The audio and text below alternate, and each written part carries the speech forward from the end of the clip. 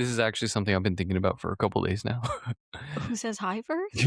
I think you do. I said, okay. Hey, Danny. Shit, I wasn't expecting that. You're like, oh God, now it threw me off.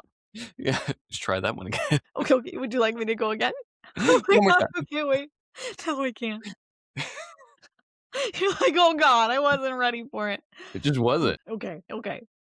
Hey, Danny. Hi, Ollie. Danny, why are some people almost impossible to manipulate? Sorry, that was a rhetorical question. Good, because I had no answer for it. Oh, I thought you were answering. No. Sorry. I'm sorry. Let's try one more time. Sure. Well, we're not your therapist, and this isn't therapy. I realized I just read. I can't do this. I just read the whole thing. I'm so sorry. Okay, I just want to redo it. And so, yeah, it's in blue, and I'm Yeah, an asshole, and I'm just stealing all your thunder. it's fine. You're doing No, great. no, You're you doing read that great. part. We're cutting that all out. I'm a mess today. I haven't had an Ollie montage. No, let's do one more time. I'm really bad at the intros. I really hate the intros. And now I have it stuck in my head that you say I have a radio voice when we start. Okay. Wait, so I say hi, Danny. You say hi, Ollie. What's it? Yeah, like, what's up? Sure. We're making this way too hard. We're doing so good. We're doing so. We both have master's degree. You have a PhD. I have Hmm. 2 master's degrees, and we can do this. We are educated people. Let's go. Yeah. All right. Take 2. Take 2. Hey, Danny. Hi, Ollie. What are we talking about today? Well, I've got a good one for us. All right. So, why are some people almost impossible to manipulate while others seem to get pulled into the same dynamics over and over again? Many manipulation tactics rely on cultural norms, things that are normally healthy for society, but they can be weaponized in interpersonal relationships. And so today, if you haven't been able to guess, we are talking about the traits that make you immune to manipulation. Very interesting. So, when we talk about some of these tactics and cultural norms, for example, let's say politeness is one of them that can often have people get manipulated when really it should just be like a healthy thing for society. Are there any others? I have 3 others. Are there any others that you can try and guess? All right. Frame me the question again. What's the question? Okay, so many manipulation tactics rely on cultural norms, things that are normally healthy for society, but can be weaponized in interpersonal relationships, like politeness. Can you guess any others? Okay. All right. Let's go. Let's see how good I am at my job. I want to say, does respect count as politeness? Let me see. Can I say respect? Where I'm pulling this from is oftentimes it is a cultural norm that you should be respectful, or that so many people, depending on their status, fill in the blank, will expect or demand respect. Respect for authority is one of them. There we go. All right, cool. I'm fired up. Cool. All right. Excellent. Yes. Okay, guess what? Honestly, that was really good. Don't think I would have been able to just like blindly guess any of these. Okay. Okay, I have 2 more. All right. 2 more. I'm going to say, are any gender norms a part of this where people may exploit or use perceived like gender norms? Like a good partner should be this, men should be stoic, and so you should be able to dismiss your emotional needs or expect emotional labor without reciprocity, kind of thing. Okay, so I mean, you used the word. One is reciprocity. Fuck yes, let's Did go. you mean to do? Did you seriously? Are you not looking at the sheet? No, no. You just used the word reciprocity. Yeah. All right. Yeah, I honestly. Whoa. Okay. Yeah. Reciprocity is one of them. Okay, cool. Well, then last one? One Yeah. more? Last one. My last one, I think because this one would show up a lot in my practice, is forgiveness. I don't like the word forgiveness or how it's often used or kind of abused in common discourse, and so that's also one of my guesses. That should be one of them. And I think we touch on something like that in the episode. But the last one I have is loyalty. Fuck. But I Alright. think too, like a similar vein where it's like you can be overly loyal, like you can be overly forgiving. Mhm. So, oh my gosh, but wow, I'm actually incredibly impressed. Also, just the fact that you casually just talk and use the word reciprocity. Incredibly impressive. I wasn't even the focus wasn't even on that word, so I I know. I was like, because in my head, I'm like, "Oh, one of these actually I think will kind of fit with what he's saying," and then you said it, and I was like, "Never mind. I guess he just, casually uses this word randomly." I'm Um, amazing. I'm I amazing. know. But so manipulation only works when it finds the right psychological conditions. So what are the traits that make someone almost impossible to manipulate? Right. I like this topic, Danny, because I feel like manipulation and people feeling manipulated can like that is just such a scary thought. It happens to people we all know. It can happen to ourselves, or we look back and we're like, "Oh my gosh, like how did I let that happen?" And so today, Danny and I have 6 different traits for you of people that are almost impossible to manipulate. Welcome back, everyone. This is Freudian Slips. We're two therapists who love to break down what it means to be emotionally healthy and relationally strong. While we're not your therapist, and this isn't therapy, we hope that you can learn some of these skills and implement them into your own life if you feel that you resonate with this topic. Nice. So let's start with defining what manipulation is. So, for the purposes of this episode, we are using the definition of manipulation that is, manipulation is the act of influencing or controlling another person's thoughts, emotions, or behavior through indirect, deceptive, or psychologically coercive tactics in order to achieve one's own goals. This episode is for you, the listener, and to help provide you with some therapist approved skills and traits that help someone be immune to the manipulation of others. If you feel you may be currently or historically prone to being manipulated by others, this episode is for you. Before we jump in, we want to say that this episode is not about diagnosing anyone in your life or labeling people as manipulators. Human behavior exists on a spectrum, and I truly believe that most people will try and influence their partners even in the best of times. Our goal today is simply to explore the traits that tend to make someone more resilient to unhealthy or coercive forms of influence. Nice. So now, Danny, let's get into the traits. Are Let's you go. ready? Yeah. Okay. So, number one is high interoceptive awareness. So, this comes from psychology and refers to the ability to notice what's happening inside of your body. Mhm. So, manipulation often works because people override their gut instincts in order to stay polite or agreeable. People who are harder to manipulate pay attention to their psychological signals. So, like tightness in your chest, a sudden sense of discomfort, or that subtle, like, something feels off. So Sure. instead of dismissing those signals as being judgmental, they treat them as useful information. I definitely read that and think of like somatic therapy and Sure. knowing like different somatic tools or different ways that like you are taught by a professional or just in a more educational setting, like how to trust what your body is telling you. Whether it's like medical, like I know there's lots of medical practitioners that like also work with like, oh, when our body does this, it's telling us this. Therapists do this, specifically somatic therapists and like that style. Yeah, I think that right there is the key. If this is a trait that people have that make them resilient to manipulation, I think the last thing that you said is probably the most important is that they treat this as useful information rather than treating it as the interpretation or the answer of the experience. They use it as a data point that they then get to put up against what is happening around them, what they know, what are other experiences that they've had in the past to see if what they're feeling is rooted in reality, if they're able to have like healthy expectations around it.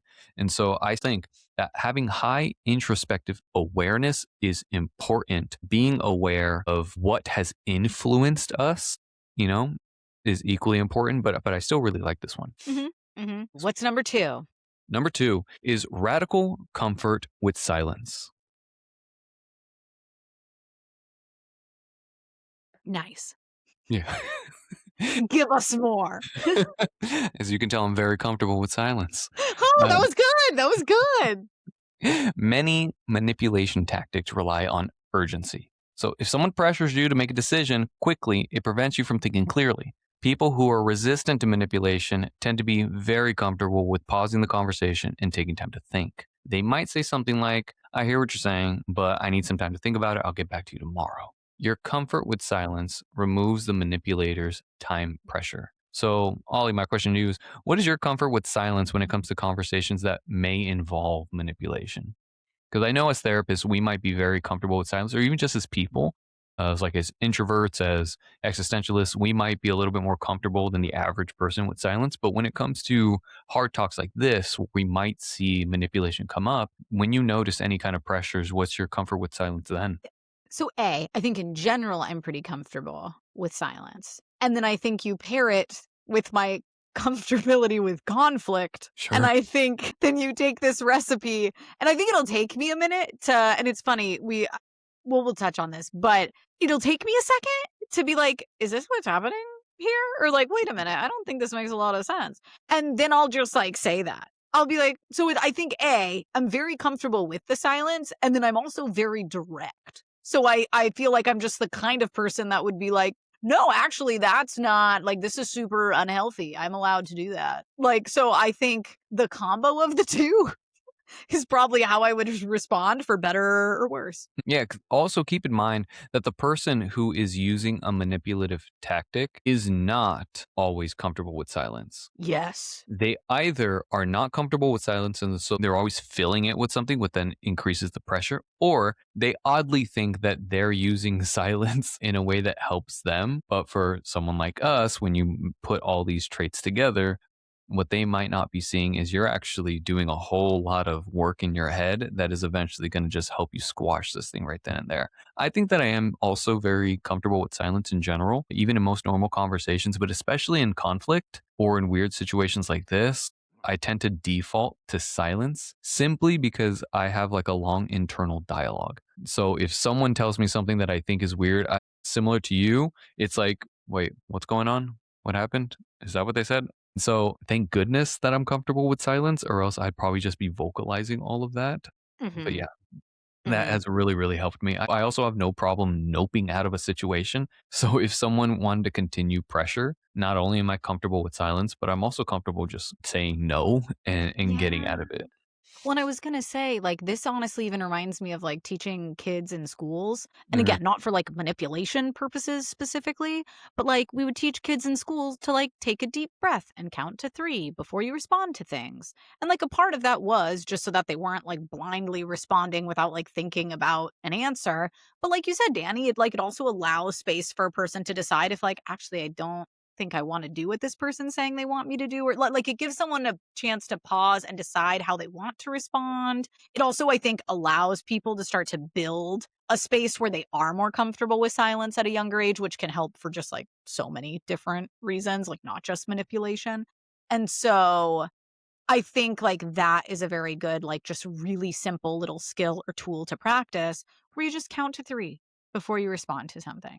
Yeah. And I'll say one more thing on this before I throw it back to you is that the person who is manipulating may also know that you are uncomfortable with silence, and they will use that to their advantage by filling in the space with something like number three. So, what's number three? Ooh, okay, yeah. So number 3 is the freedom from the need to be liked. So this one I think is a really big one. I see this one in my practice all the time, where if you have a desperate need to be seen as like the nice guy or the helper, a manipulator will use that identity against you. Mhm. So, for example, they might say, I thought you were a kind person.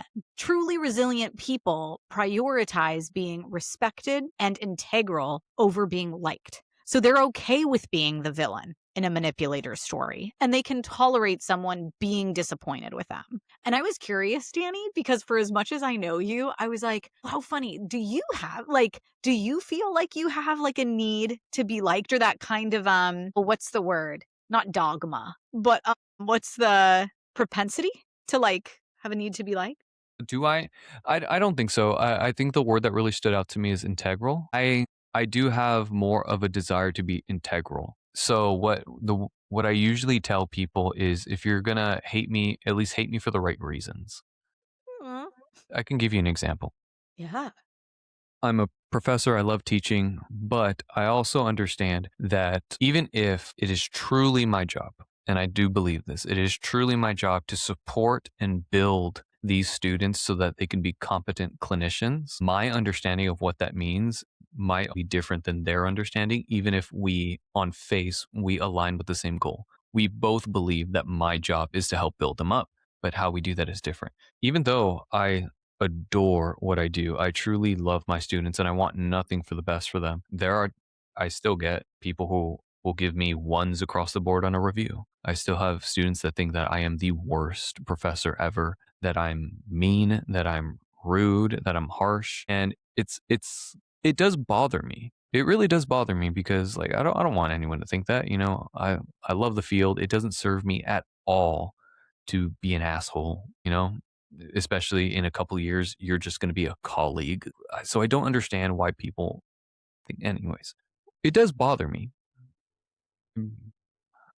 I then do my best to make sure that I can give off a healthier impression, not because I want to be liked, but because I want people to at least understand why I hold the boundaries that I hold. You can still hate me at the end of the day, but you're going to hate me for the right reasons. It's not because I'm an asshole. It's not because I'm a villain in your story, right? It's not because I don't care, but it's because I do. And these are the boundaries I'm going to hold. These are the values I'm going to uphold. These are the values I'm going to protect. And at the very least, I just need you to understand it. So, Mhm. yeah, I think I've gone through enough years where I have been judged that I think I just have gotten used to not being liked. Is that where you think it comes from? Because I was gonna ask, like, if you don't, or if you did, but since you don't think you're someone who really has that, I think proclivity was the right word.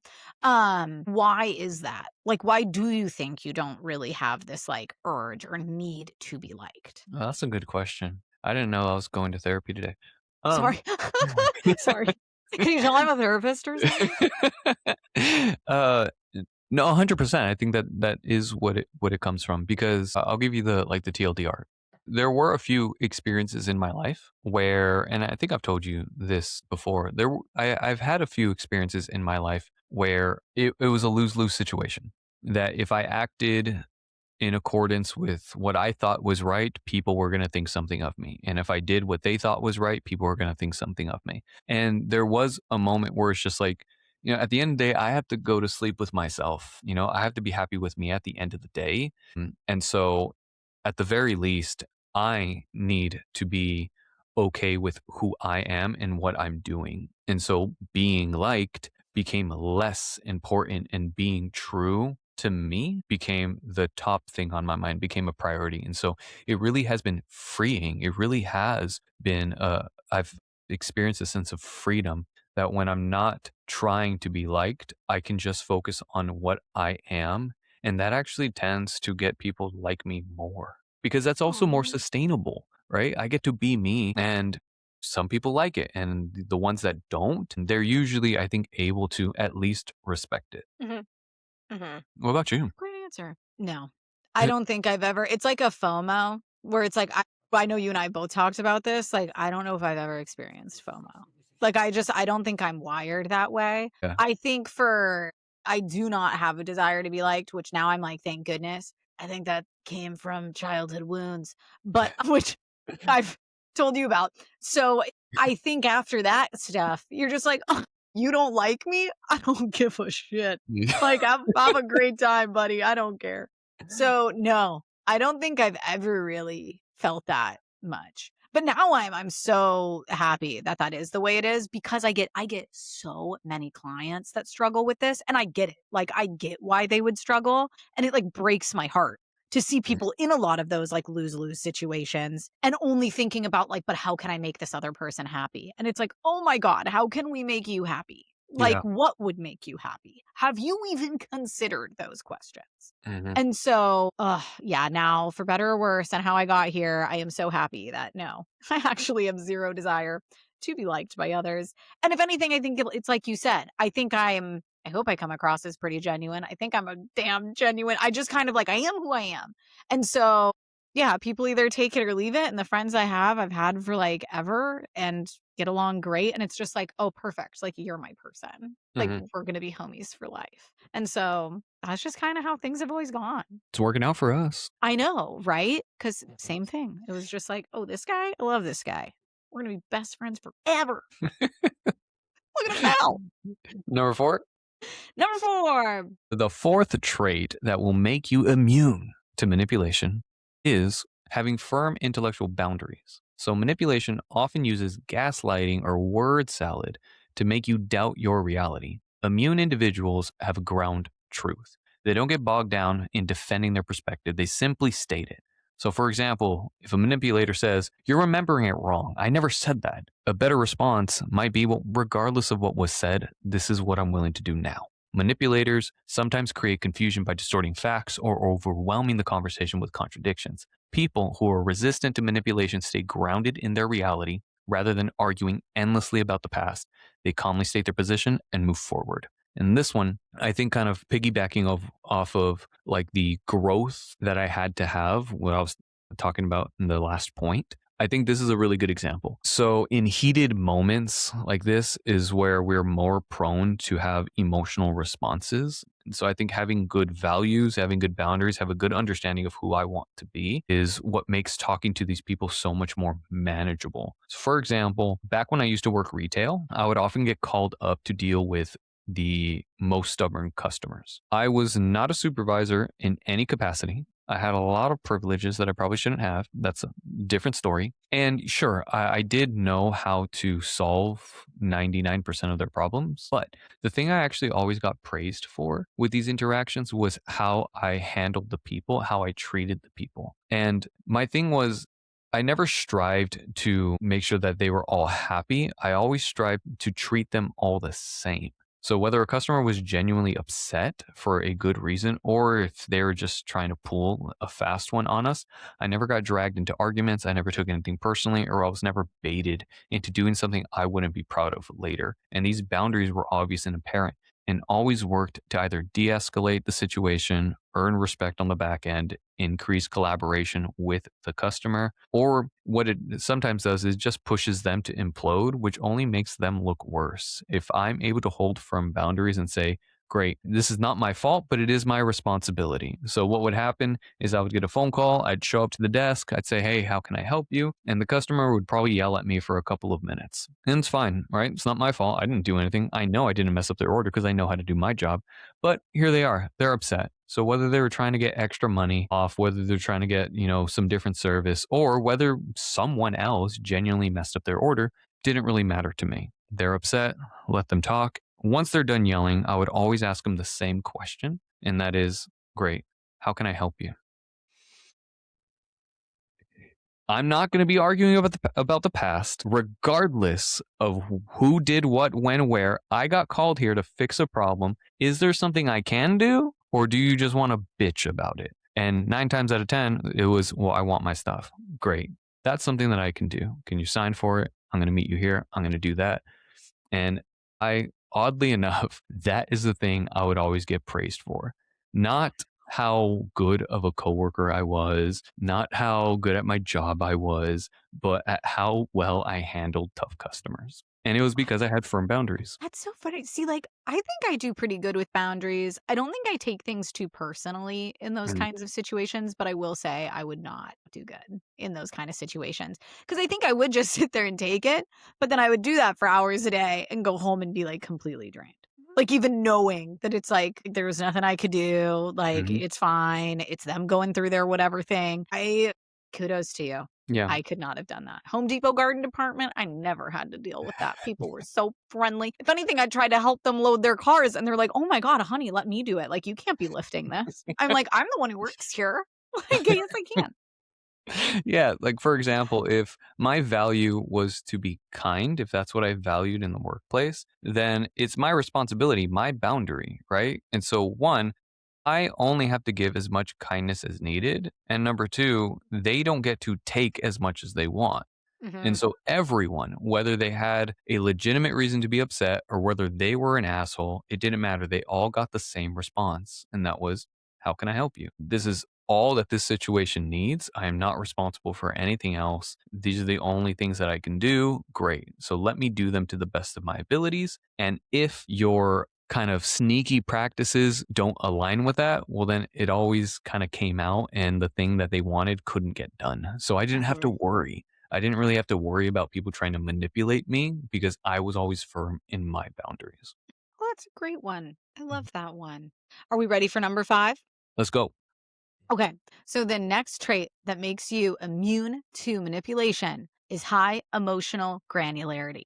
So, Oh. emotional granularity refers to the ability to identify and distinguish between different emotions. So, someone who can clearly tell the difference between guilt, shame, obligation, or empathy is harder to manipulate because they can recognize when an emotion is being triggered intentionally. Instead of Mm. automatically reacting, they can pause and evaluate whether the emotion actually fits the situation. And so this made me think like this is a great reason as to why we do so much emotion focused work. Whether it's in, again, for me, a lot of this was like even in schools with kids or now even with adults. I think it's so foundational. Whether it's and I know we've talked about this before, Danny, but with kids, there's like these little plush dolls. And when they're feeling angry, it's like we put anger in the front and then you line up all these other things that as you're talking with them, it sounds like, hey, like so it feels like anger is really big and like this is what came out. But then you like turn these little dolls sideways and you see this little line behind anger that's like, oh, but actually it feels like all of these other things are actually what's going on. Those can be really hard and big to process. So they can come out as anger. And so, like, that's one way. Or even, I can't tell you with how many adults we've had just a homework assignment of at the end of each day or week or whatever, picking 3 to 5 emotions from the emotion wheel and Mhm. like actually being able to say why you picked these ones and like why that version of sadness versus melancholy versus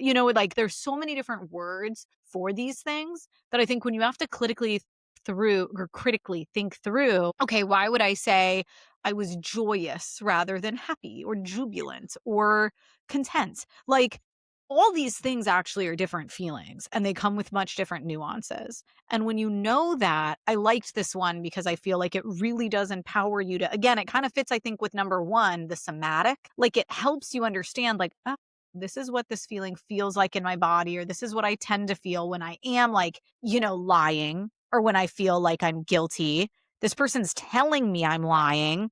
And it's like, I don't feel that. Like, I know Mhm. how that feels when I truly feel that way. I'm not doing that. And so I think these two kind of go together or at least play really well with each other. No, I really, really like this one, especially if I'm looking at a feelings wheel right now. Some of these emotions might have negative connotations to them. Like, for example, mad. And if this is as far as anyone ever got, with just like mad, everything else gets lumped into mad. And if I think being mad is wrong or being mad is bad, then it really can prevent you from sticking up for yourself. Because if I look at a feelings wheel and we go 2 layers deep, mad, someone can also be feeling distant or someone can be feeling skeptical, right? These are two things that I think on their face aren't negative at all.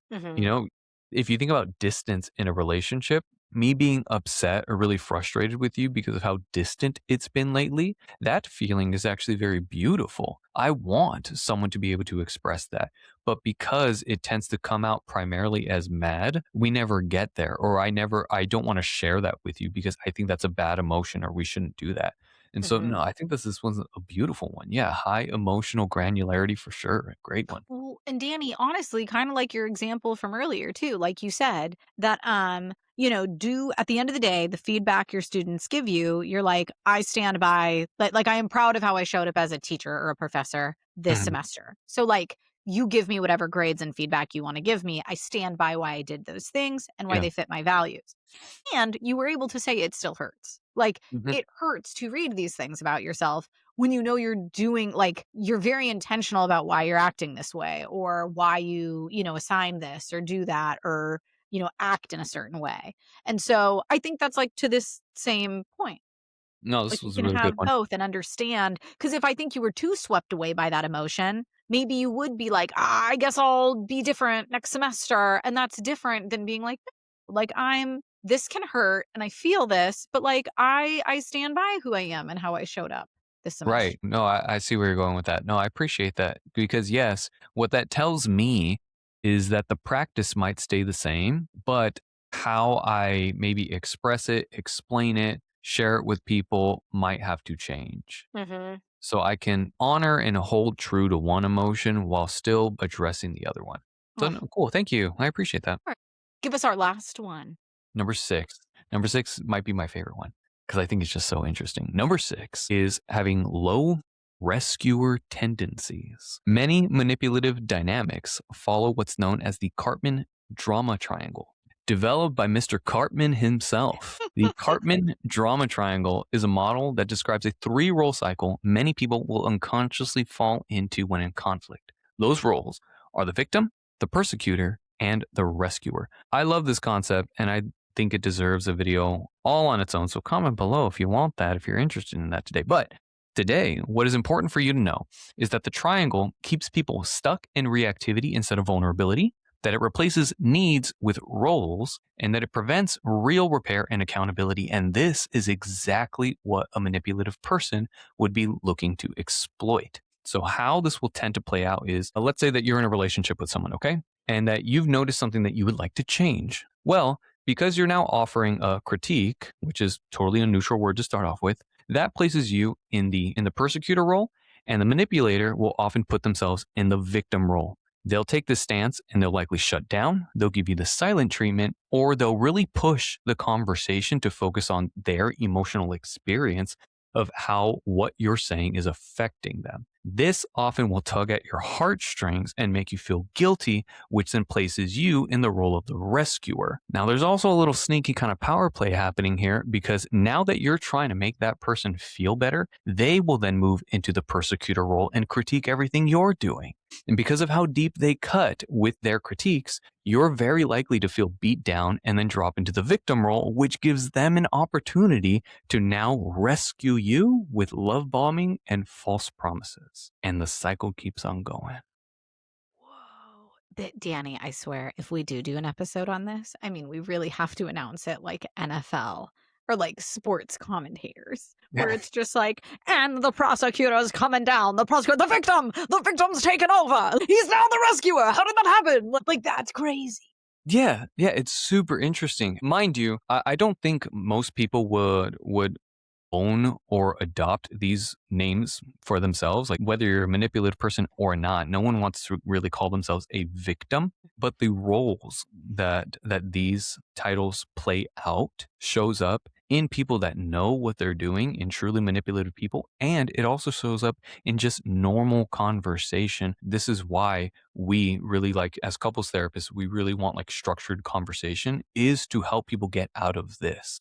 This Hmm. is a very natural thing that shows up. I think it's super fascinating. And it just so happens that it gets exploited when people are being manipulative. People who are resistant to manipulation understand that empathy does not require them to take responsibility for fixing someone else's problems. They can offer support without taking on that emotional burden. Oh, Danny, this one was so good. Mhm. So, okay, when you step back and look at these six traits together, a common theme starts to emerge. People who are difficult to manipulate tend to have a very strong relationship with themselves. They trust their internal signals, they're comfortable tolerating discomfort in social situations, and they don't rely on other people's approval to determine whether they're doing the right thing.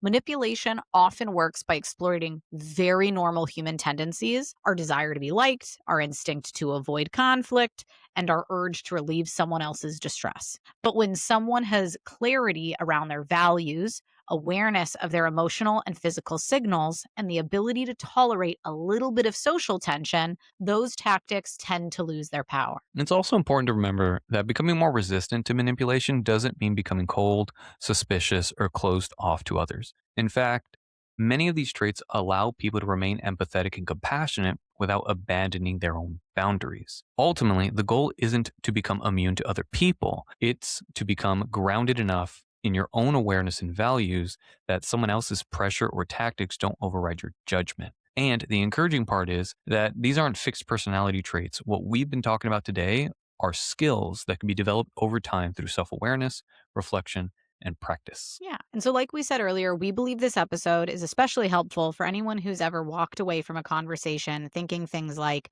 how did I end up agreeing to that? Or why did that interaction leave me feeling so unsettled? So, Danny and I have each picked some questions we feel it could be good to ask yourself if you're wanting to do like a temperature check with yourself and just see how manipulation may or may not be showing up in your own relationships. And I will say we also have a full like, am I being manipulated quiz on our website that you can take. And we've linked that as a free resource below. But here are just kind of a few quick questions that you can kind of let percolate to see how they resonate with you. Cool. Also, sidebar, I love your vocabulary. Really? Yeah, we have percolate. Oh, And percolate. Like, and yeah, we let it simmer. yeah. I love a percolator. So the first question for me that I think stood out as I was looking through the questions that we did come up together is, do you often feel guilty or hesitant about doing things that you enjoy, like spending time with others, friends, family, because of how your partner might react? I think that this is a interesting question. It spoke to me because I think I can see it happening in almost any relationship, whether it's coercive or not. Again, we understand that we all fall into manipulation tactics from time to time. So I think that this one can have a very benign view at the beginning. And when the underlying needs or insecurities aren't addressed, it can definitely turn into something a lot more serious. So I think that this is an important question to ask because I think a lot of people will respond yes to this question, and that a lot of those relationships won't be manipulative. Mhm.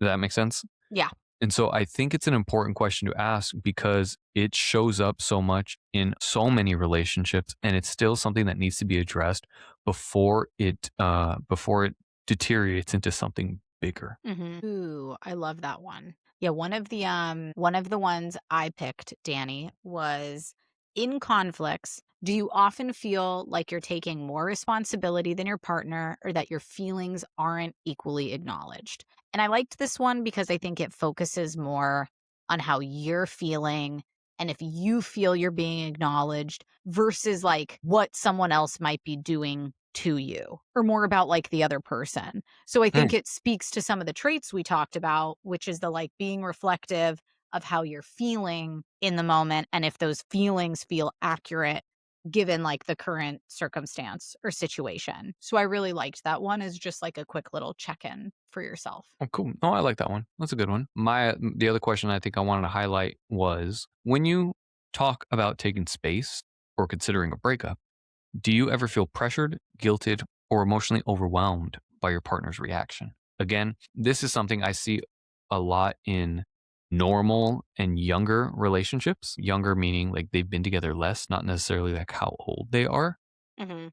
A lot of people either they threaten the relationship often, so they always talk about breaking up, or the thought of having any kind of individual time is threatening.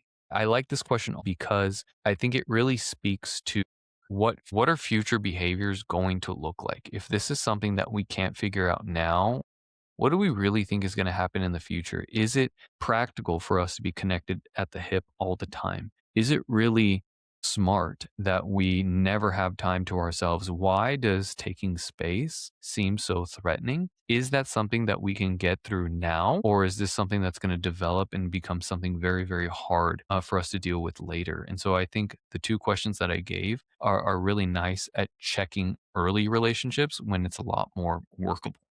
Mhm. Ooh, that's a good one. My last one I picked was when you bring up past conversations or concerns, do you ever feel like your partner doesn't acknowledge them or avoids discussing responsibility?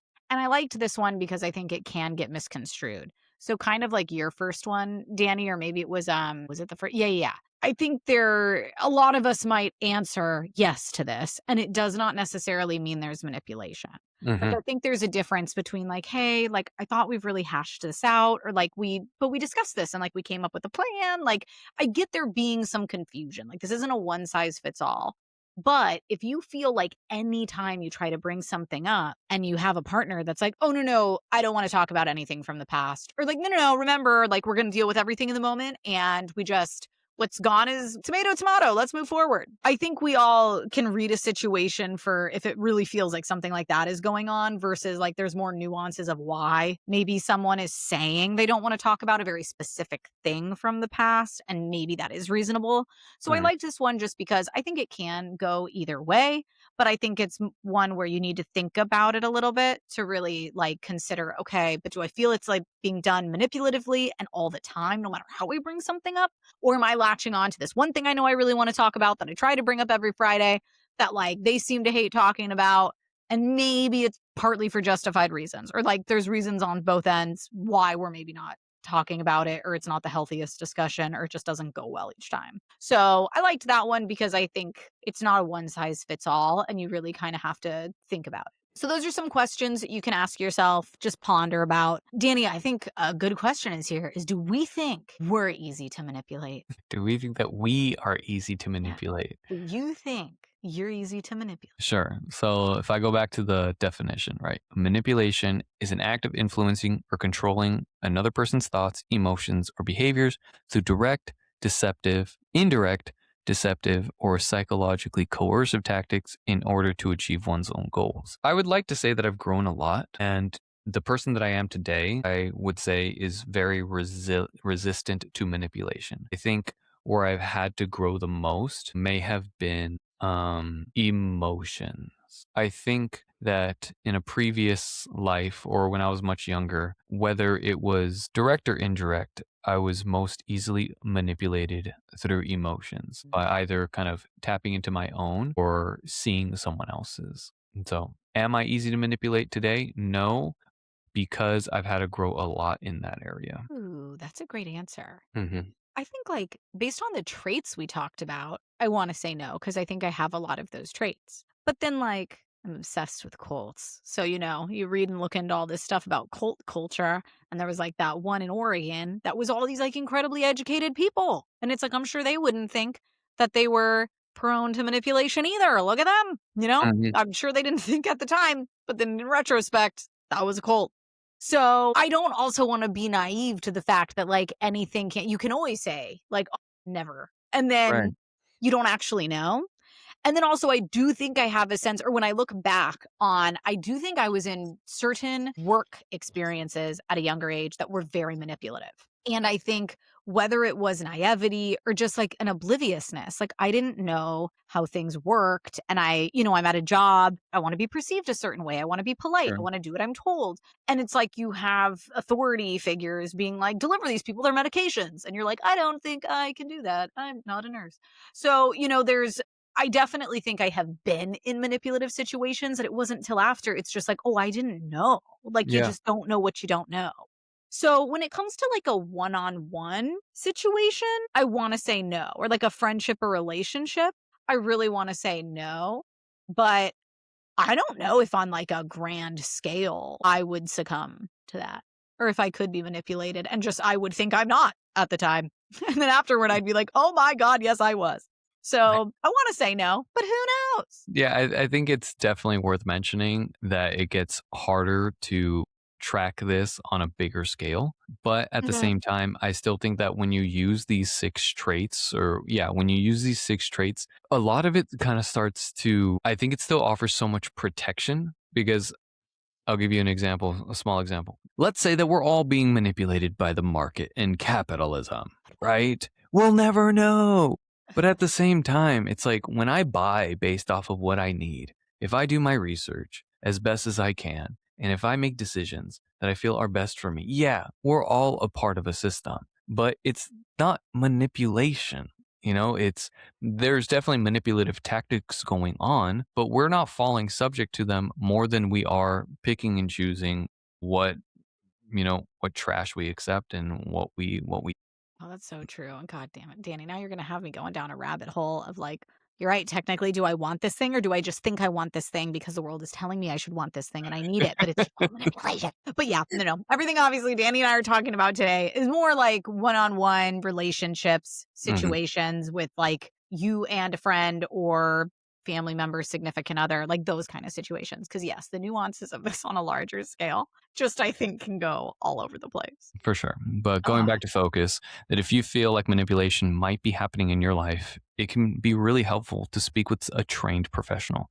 A therapist or counselor can help you recognize unhealthy patterns, strengthen your boundaries, and navigate relationships safely so you don't have to face it alone. Yeah, and remember, manipulation can be subtle, confusing, and emotionally exhausting. But the good news is that resilience is something you can build.